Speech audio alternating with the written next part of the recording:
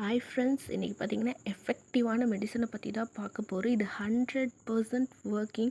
நீங்கள் கண்டிப்பாக இதை யூஸ் பண்ணிவிட்டு கமெண்ட்டில் சொல்லுங்கள். 100% இது வந்து கண்டிப்பாக ஒர்க் ஆகும். இது வந்து பார்த்திங்கன்னா ஜஸ்ட் பார்ன் பேபியிலேருந்து 5 இயர்ஸ் பேபி வரைக்கும் யூஸ் பண்ணலாம்.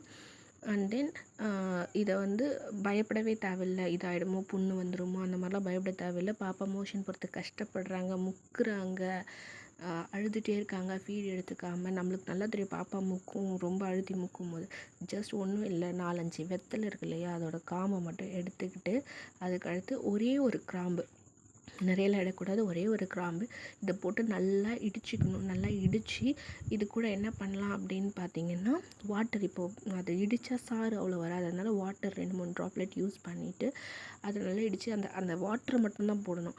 அந்த வாட்டர் கூட இந்த ஆமணக்கு எண்ணெயை, கேஸ்டர் ஆயில் இருக்கு இல்லையா, விளக்கெண்ணெய், இதை வந்து மிக்ஸ் பண்ணிக்கணும்.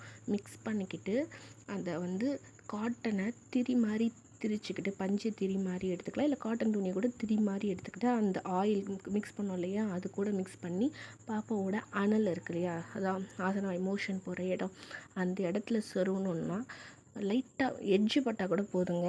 அந்த இடத்த அப்படியே அந்த ஆயிலை கூட மசாஜ் பண்ணிடலாம். வித்தின் 5 மினிட்ஸ்க்குள்ளே அவங்க மோஷன் போயிடுவாங்க. ரொம்ப ரிலாக்ஸாக இருக்கும். கண்டிப்பாக இதை நீங்கள் ட்ரை பண்ணி பாருங்கள். தேங்க்ஸ் ஃபார் வாட்சிங்.